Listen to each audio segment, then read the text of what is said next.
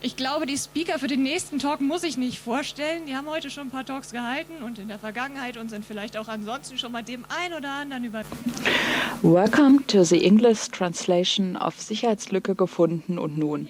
Vulnerability found, now what? By Cantorkel and Linus Neumann, live from the 38th C3. All talks in Congress are live translated between English and German. We appreciate your feedback. Please use the hashtag C3Lingo. Your translators for this talk are It's Kiwi and Kusra. The problem is we have a lot of risks, just saying Hackerparagraph, and you can actually go to CCC and say, hey, I don't feel comfortable with doing this, and I don't know how to report a vulnerability, and that's now presented in the next talk. Big round of applause, please. Yeah, thank you for this opportunity to talk about our work, about disclosing security vulnerabilities. There's this wonderful illustration about how this works. Essentially, you burn others' computers and then you call them, please take care of it. And we do this next to our own work of disclosing security vulnerabilities. We started this a couple of years ago. And yeah. Ja, guck mal, hier habe ich das und das und hier und so. Und dann, das war also relativ schnell klar, dass er das selber machen muss. And it was pretty soon it was clear he had to take care of it himself. We've been working together for years and years and years. The whole thing started by us seeing a lot of folks that had issues disclosing security vulnerabilities and disclosed them improperly, for instance, by not explaining the whole vulnerability or asking for money, or a whole lot of different issues that led to problems and might even lead to legal litigation. Das liegt aber häufig auch gar nicht unbedingt am Verhalten der oder usually that's not even caused by the person that submitted the vulnerability, but you tend to get a lot of different feedback from different interest groups that you disclose to. And we help, in some case, we from the CCC, we help disclosing vulnerabilities themselves. In other cases, we help them directly with disclosing vulnerabilities. There's also cases where CCC doesn't disclose anything anymore, for instance, to the CDU, which initiated a litigation to a German security researcher, which tried to disclose a security vulnerability in their app with responsible disclosure, and they ended up suing the researcher. And thus we don't report any security vulnerabilities to the CDU anymore, which led to the CDU getting breached this year, might or might not have been directly involved. And this was happening on the June 1st.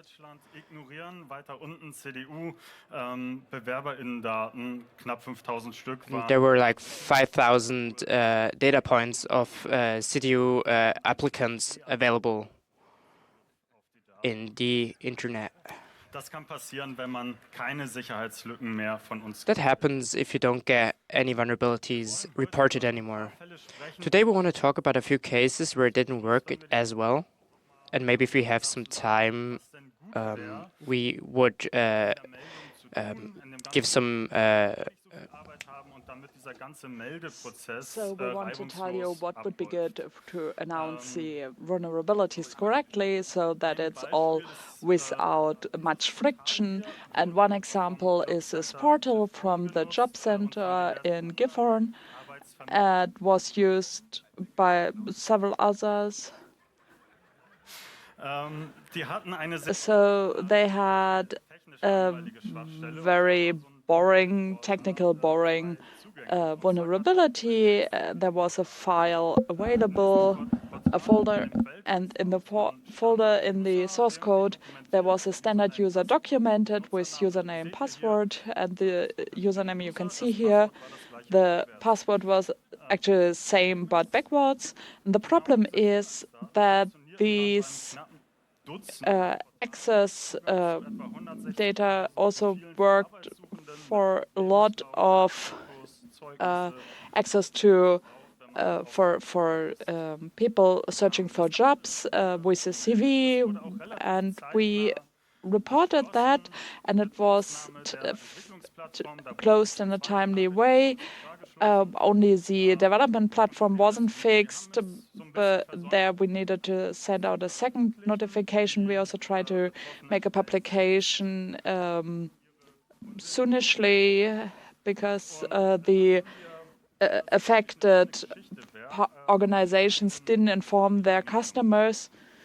So we talked to a news media organization, and they asked the vendor of the software to tell them what happened, and the vendor said, "Oh, that's just test data."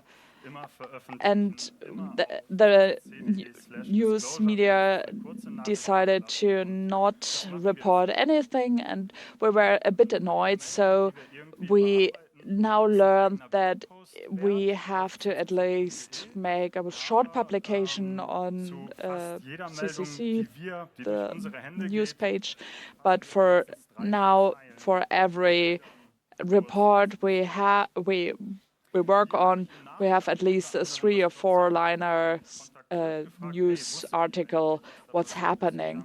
And I later on asked the job center in Gifhorn whether they knew what they happened, and they were actually not aware of that.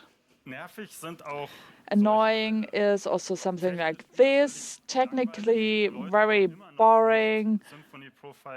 People can still not use Symphony Profiler, and this is a PHP framework which you can find in the internet a lot. And here we have a page where wine is sold online, and we had 60,000 customers or 9,400 customers were actually affected by that. We just need to change the name, but it's the same basically. We don't learn anything new in a technical sense, and I wonder that we still have these cases. What happened here actually is that the Symphony Profiler is operated in a productive environment, and the profiler is storing anything going through the page. So if an admin is logging in, also the username and the password is stored, and that is done in the log files and available from the log files. So, well, in these cases, they are too big to ignore them. I would be annoyed if that's also my data, but they're boring, and we have like 12 cases a year.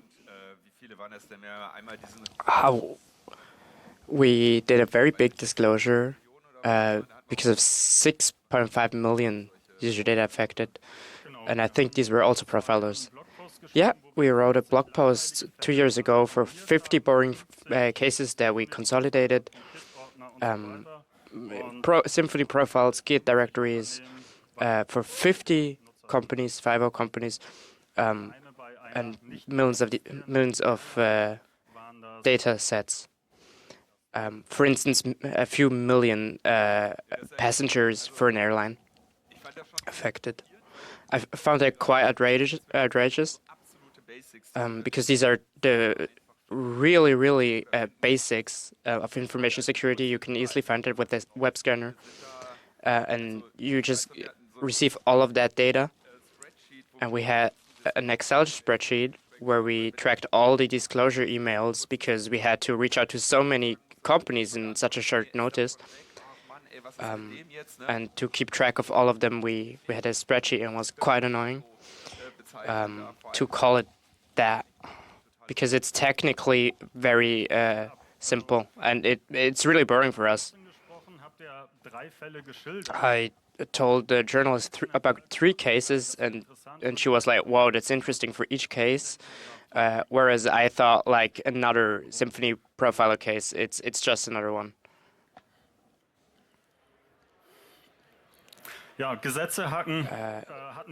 Laws hacking we had as a conference presentation at the Congress. If we do a disclosure, we always have to think about who to contact, actually. That's not always clear, who is accountable for a site, and who should be informed. For instance, we had, at the federal court, we had access to court documents, and there were several folks involved, for instance, the federal GPA, and the contracting company that develops it, and several other federal jurisdictions.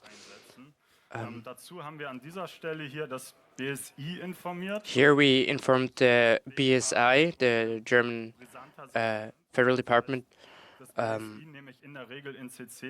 and I usually also put them into CC, email CC, if I report anything that is a bit bigger.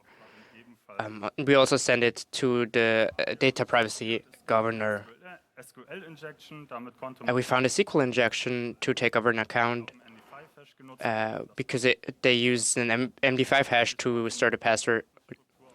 And we could also leak the directory structure of the server, and we could have uploaded like a remote shell, but we didn't test that.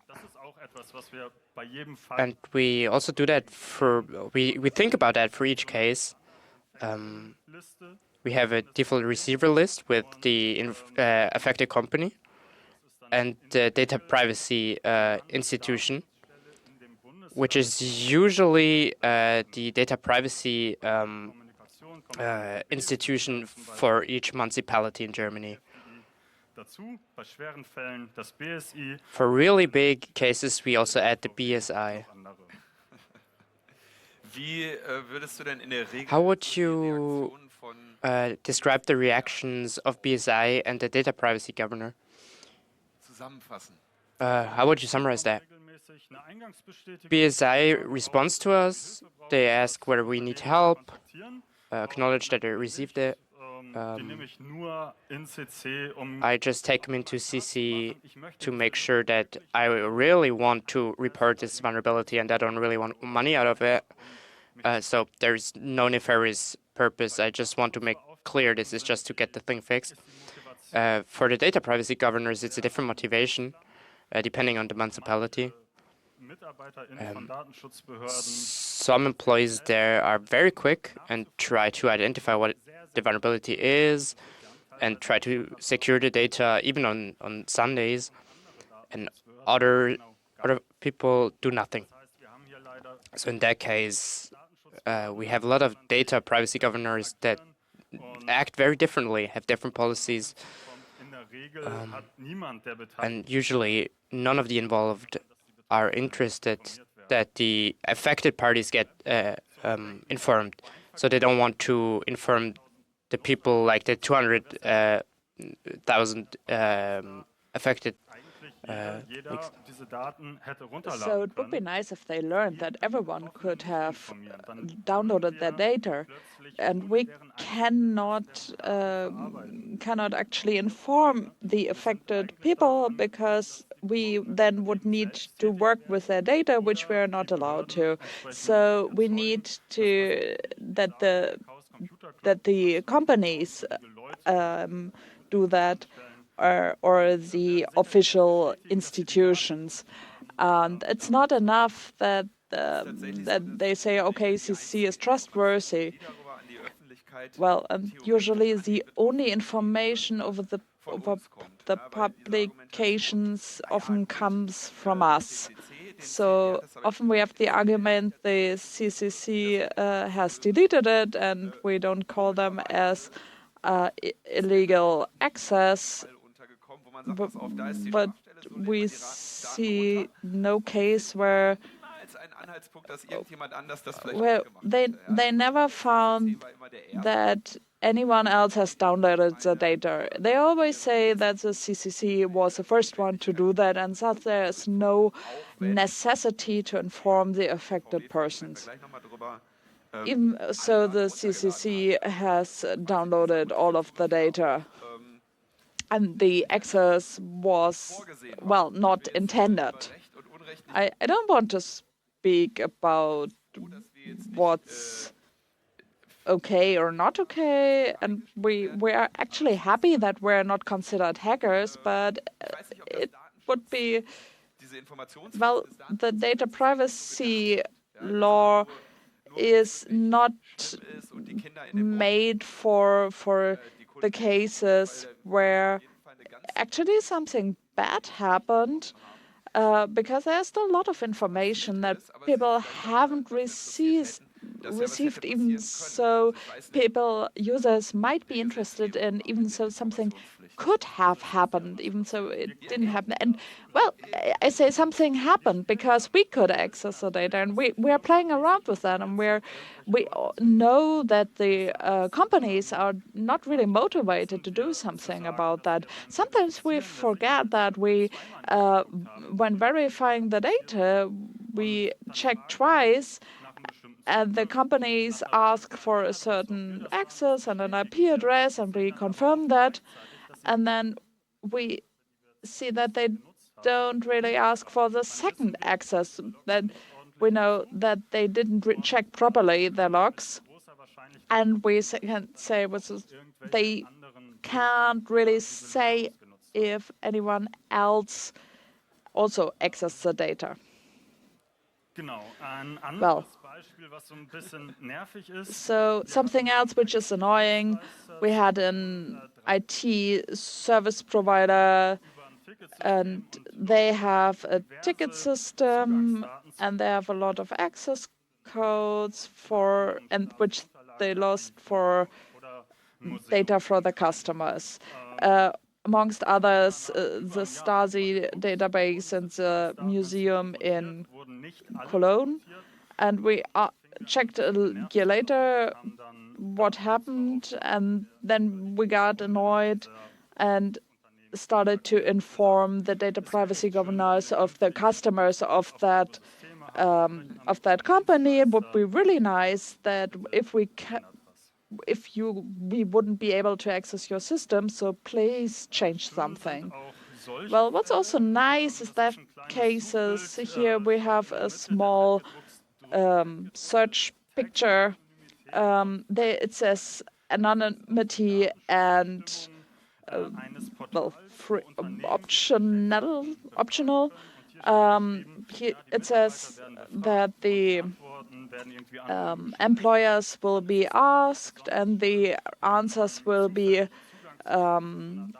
stored anonymously. And if you then have access to such a database, and you can see that there's a user ID and an email address and the time, the data, when people filed some data, and then on the right you also see that there's nothing anonymously.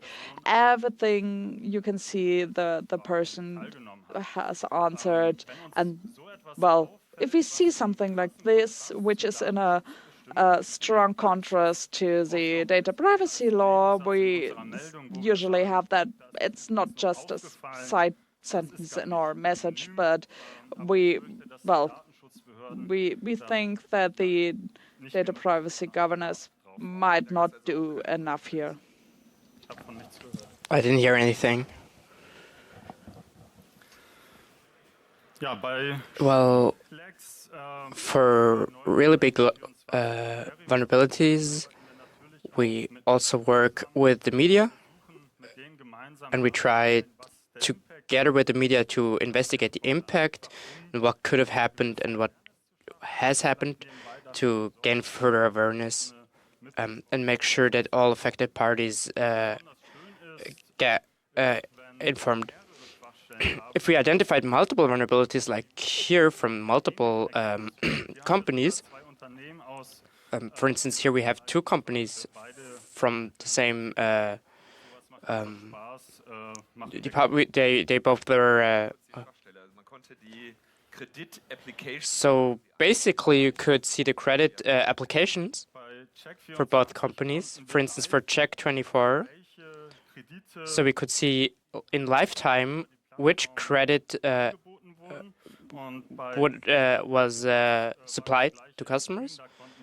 And for Veribox, we could iterate over them. So we had to just change a number, and we could see all the credit that was offered to customers.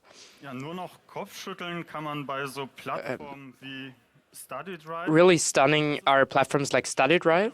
It's a platform for people studying where they can share notes together, which is pretty neat. It's a nice service. To attack this, we had to just watch the source code of an application, and we just found the data in 2024. There's not much more to say about this. Another case that we investigated was the one about Volkswagen, which was presented yesterday in Hall 1. Probably one of the biggest talks that was covered externally at this very Congress. I took care of the disclosure. So how do you disclose such a vulnerability? So the guide is, hi, I'm representing the CCC. We're white hat hackers. We disclose vulnerabilities to companies. Here is a security vulnerability, and we come in peace. And then I think it's very important to explain the vulnerability detailed and easy to understand, depending on your target company. So for instance, for VW, they had a security TXT file, which basically enables folks to identify the responsible party very quickly. So thus it's easier that somebody actually reads the email. We had the right contact. We explained the vulnerability in depth. So we put everything in the email. Here you do this, you do that. This data is affected. Please fix it. Ideally, maybe not in detail, but in case of VW, we recommended they lock down the API endpoint, and make sure to rotate the secrets, and in the end, tell us that you fixed the vulnerability. If you have further questions, please let us know. It's important to be able to answer questions in case they don't know how to fix the vulnerability or if they don't understand the impact correctly. So in that case, they can just email the CCC. So there shouldn't be more questions in this email. So just explain everything that happened. That's the case. Please test it. Make it short and sweet, and yeah, and be diplomatic. Just and give some advice on how to fix it, and also offering your help of. And we have some standard sentence which is basically saying, well, we will also might public that later, but until it was fixed, but latest in a couple of some X days.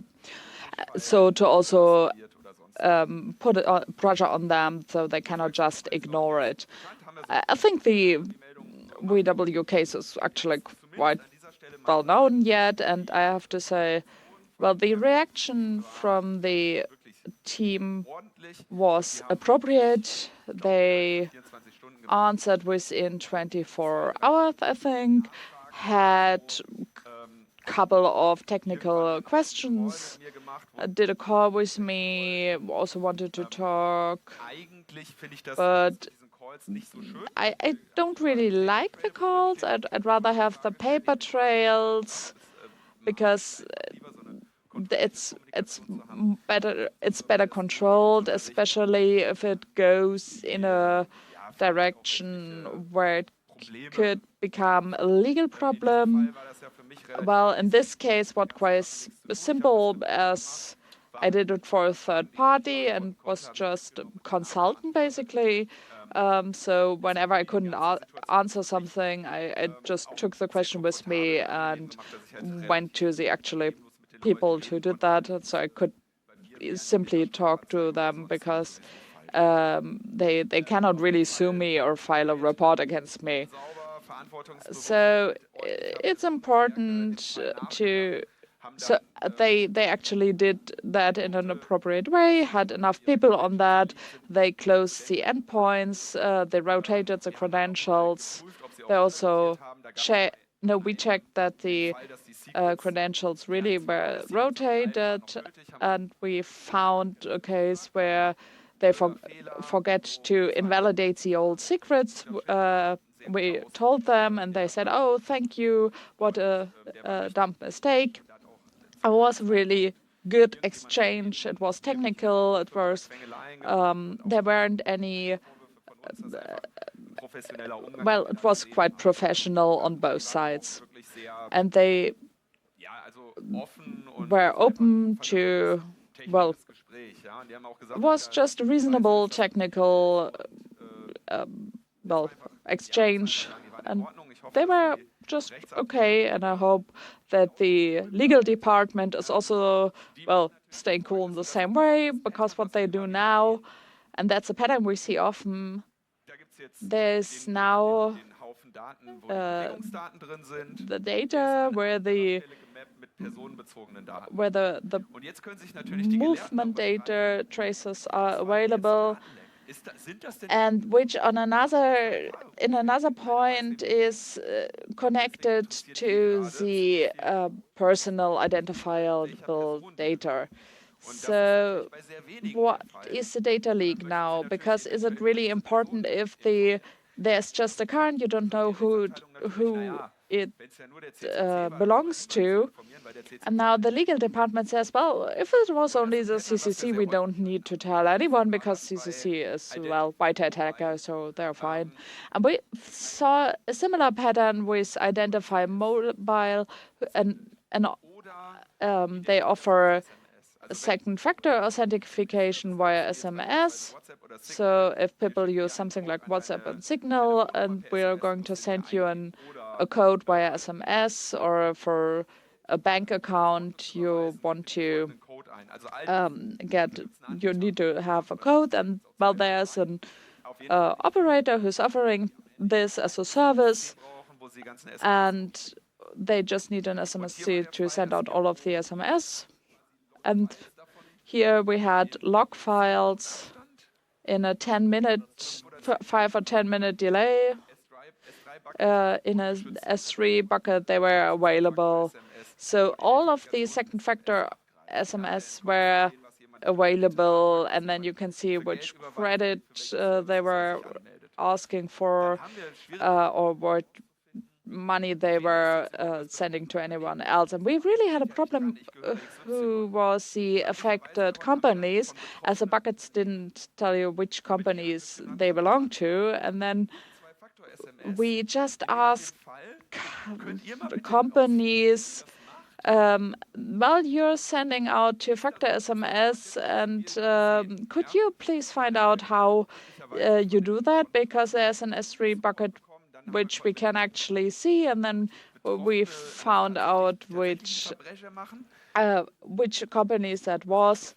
And I'm still not sure whether it was Quillio identify mobile, because there was also Quillio involved, and there were 200 different service providers who used that service. And then there was a message to them that we were informed by the CCC that the legal department might have a case now. Well, that was unfortunate because now the legal departments did now all send us the same message. Well, we have been informed by Twilio that there was a data leak, and we now need from you the confirmation that you have deleted all of the data. Well, they wanted to say if that's only as a CCC, then well, it's not really necessary to report that, and we don't need to inform all of our users. So we ended up to kind of need to help the legal departments to get rid of the case and ignore it, and I get annoyed by that because in my experience and my expectation would be for a company, if such a case happens, that the company is also sending me as the end user a notification that there was a vulnerability and there was a risk, even if they couldn't confirm that there was something leaked. Well, we now did that perfectly in time. Here is the email address and the website where you can go to, where we also disclose and have our messages and otherwise our social media accounts. Thank you. Thanks for listening to the English translation of Sicherheitslücke gefunden und nun. Vulnerability found, now what? Live from the 38th C3. Your translator were Itzkivi and Kusra. We will now continue translating the questions. Ein Engel, der rumläuft und das Mikrofon zu euch gibt. Und da hinten die Frage habe ich zuerst gesehen, deswegen ist diejenige zuerst dran.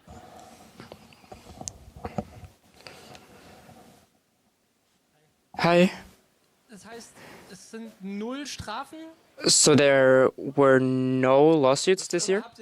Or not just this year? You don't have a dashboard, or the dashboard is 0.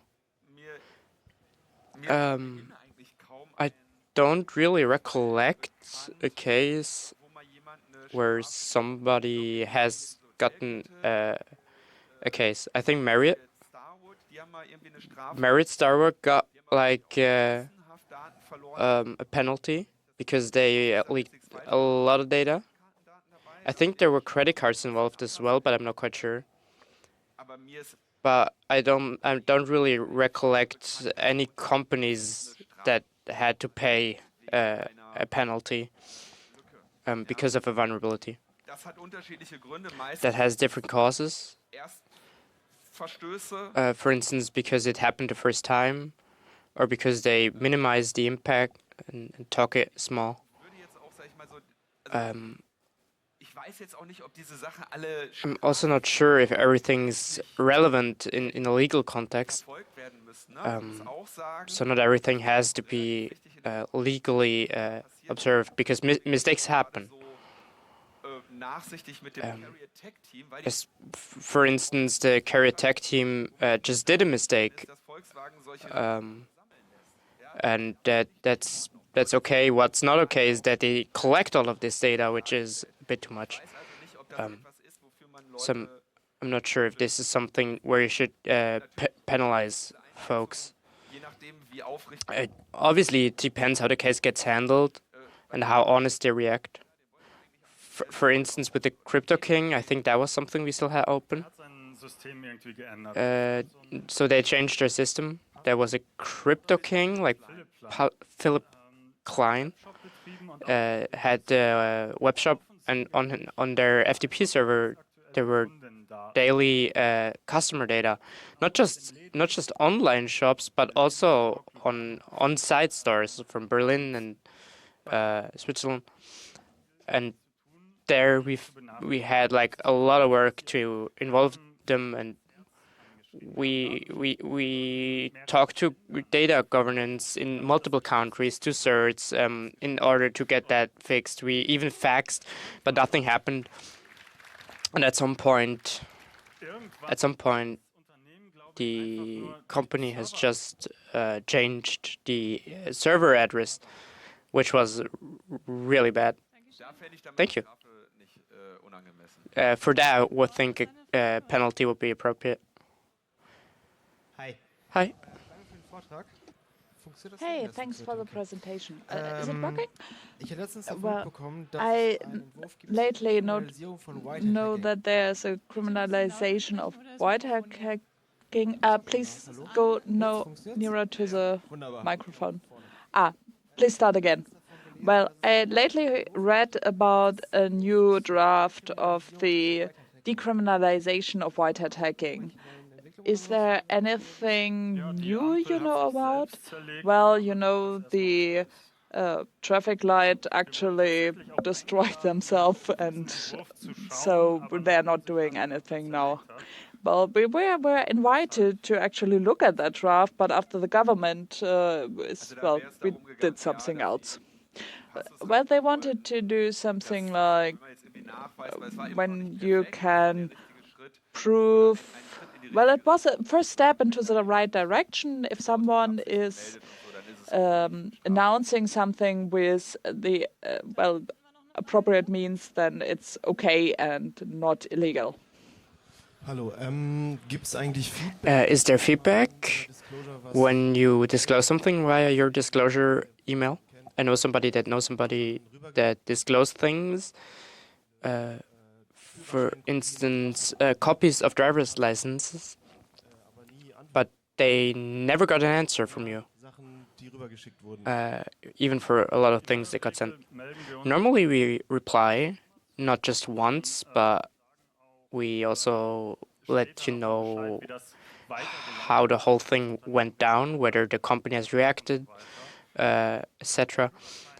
For the driver's license copies, I'm thinking about a certain case where we did things, but I did have a close collaboration with the person. But let's talk about it after this talks, whether we think about different people.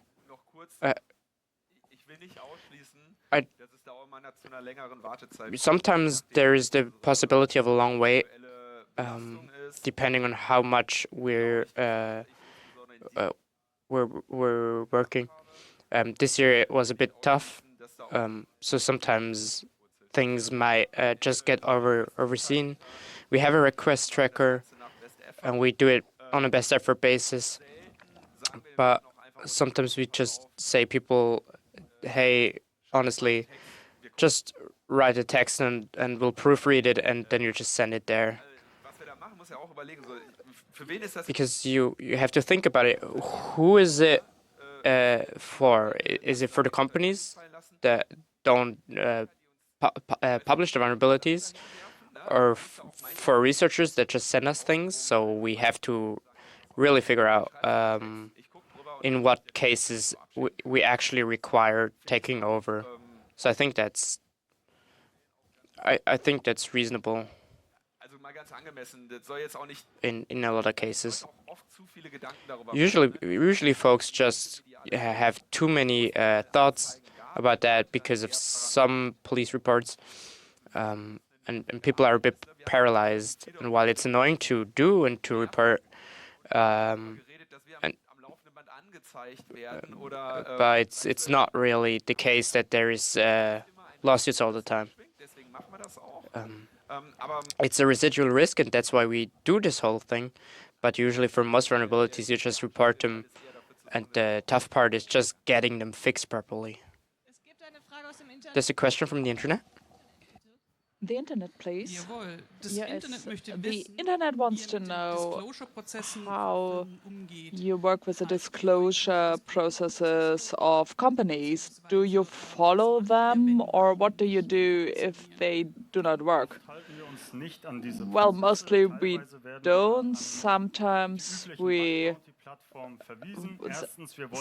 are sent to the usual bug bounty platforms. Well, I don't really want the bug bounty. I don't want to get some money out of it. I just find that technically interesting. And usually the policies not only have something like, the policies have something like, with the consent of the company, you can talk about the vulnerability. And I'm not going to confirm that. And yeah, they sent to us in which price range their bug bounty will be, and then we say no, we don't do that for the financial gain of us or others.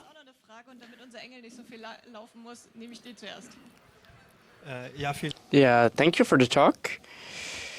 You presented your default email template, and where you say you're giving them a timeline and where you expect the vulnerability to be fixed. What do you think is a good timeline for companies to fix this bug? We regard criticality of the bug. So Google Project Zero uses a 3-month timeline. It's 90 days. That's a very common default. But for really rough cases, really critical cases, we disclose misconfigurations and data leaks. So not just security vulnerabilities in software. And then we need a bit, less time. For instance, if we regard data from credit institutes, we don't say fix it in 1 quarter, because that's a bit unreasonable. We can use another timeline. Should expect another timeline. But yeah, we're pretty just. With VW, we said 30 days. And if they used all 30 days, then I wouldn't talk as positively about the technical team. They didn't need as much time. Thank you. My question is, when the companies approach you and say, well, please protect us from GDPR and, but could you just ignore the email to enforce them, or are you getting into legal trouble if you're not answering that? Well, we didn't really try that. I don't really want to do that because it's additional time I don't have. And then what should I do with the data from other people? So I like to say I could verify the vulnerability. I saw it. I saw how many people there are, and then I deleted the data. So I don't really have a big problem with that. Another question from the internet. The internet wants to know whether you have a template for people that want to responsibly disclose their vulnerabilities, but want to do that in a tactful way. You can, we have a to-do list for that. We do want to publish a template at some point for what we think is a good email to initially approach a company, but maybe also template or reports from previous cases that were written very well. Sometimes we get reports that are like, this site is insecure, please look at that. This is not our goal. We don't analyze the website. Sometimes we get really fantastic reports where we just need a couple minutes to essentially forward it. I think it's also fun to produce nice reports, but short and sweet. Pick a few screenshots and just send it over. 2 last questions. Ja, danke. Ihr habt viel Yeah, über thank Datenlecks you. You gesprochen. talked a Mein lot about data Softwarehersteller will meine leaks, Sicherheitslücke seit and 2 Jahren nicht schließen. my Ist es auch ein software Thema für euch? provider wants to Kannst du not ganz kurz, ich close habe einen kleinen Teil deiner Frage akustisch his nicht verstanden. Ein vulnerability. Softwarehersteller I didn't get that acoustically.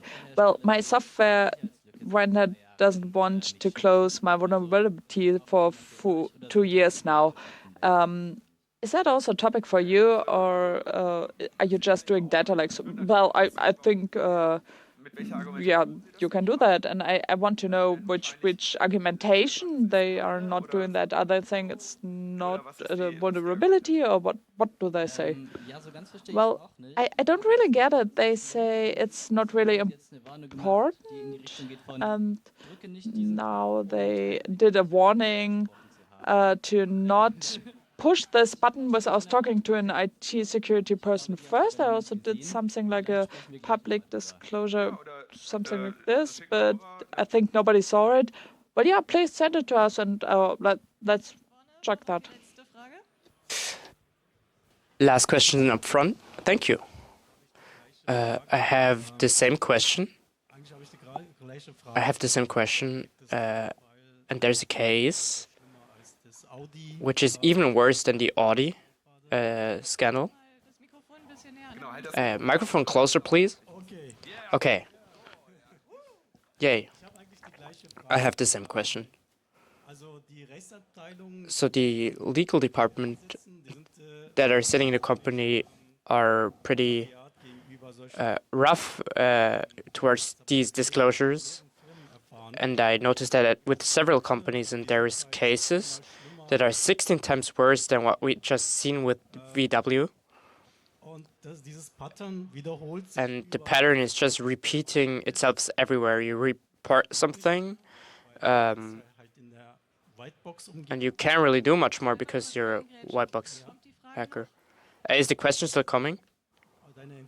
What's your Umgang mit der Rechtsabteilung. what would you recommend with the legal department, because they know everything, and even the internal security team knows everything, but nothing happens? Also Well, in einem solchen Fall, wenn in such a case, I would recommend that if you put CCC in the email, in a lot of cases, people know who they are talking to, or they're Googling, and they realize it's probably bad, at least in public perception, if they mess with the CCC. keine Ahnung, das ist viele Jahre her, habe ich irgendwie so jemanden Several years ago, somebody called me, and I said, hey, here is the CCC. angerufen, die man nicht haben will. Und And they were like, oh no, this is one of the calls you never want to get, right? ich habe gesagt, And I said, yeah, MySQL there's a SQL injection. das kann doch überhaupt nicht sein. Ich habe überall prepared. And it was like, there can't be. I use prepared statements everywhere, but there's not a parameter in this argument. And he was in a car. It was like, oh yeah, you're right. I'm gonna drive home ASAP, and the case was done. Teilweise damit nicht als Nobody. So sometimes it's better to not just report as something, but use a label. For instance, the CCC, we mean it seriously, and that helps sometimes. Fest daran, dass ein I'm pretty sure that from a legal perspective, that's just annoying.